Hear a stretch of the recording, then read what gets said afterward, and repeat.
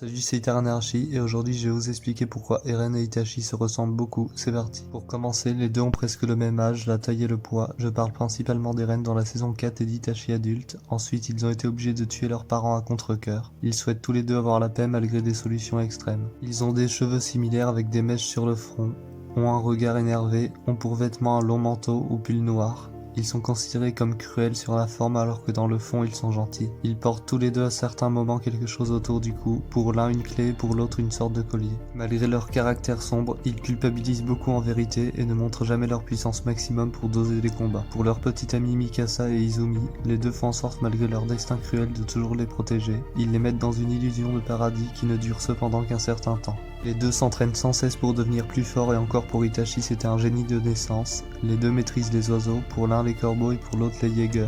Ils ont aussi un meilleur ami. Ils font presque tout pour une personne et se font malheureusement plus ou moins oublier par ces derniers. Pour l'un c'est Armin et pour l'autre c'est Sasuke. Ils ont même eu la possibilité de les tuer, mais ils ne l'ont pas fait, et se sacrifient même pour ces derniers, et les obligent à les détester jusqu'à leurs limites, afin qu'ils soient considérés comme des héros. Les deux pensent à leur nation, et sont plus altruistes qu'égoïstes, et par-delà la nation, ce sont les personnes les plus proches, les plus importants à leurs yeux. Ils ont beaucoup de maturité et ne sont pas arrogants. Ils avaient un rêve mais n'ont pas pu l'accomplir. Malgré toutes les difficultés, ils ne se plaignent jamais et vont toujours de l'avant. Ils finissent par carrément devenir des dieux. Pour finir, je vais vous faire un bonus, c'est ceci.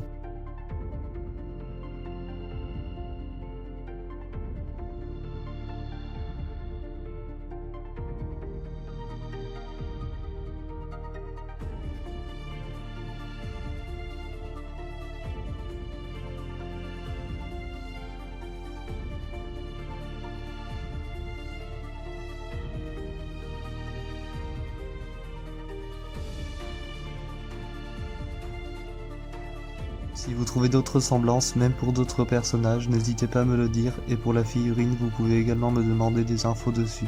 Likez, commentez, partagez et abonnez-vous. Merci infiniment.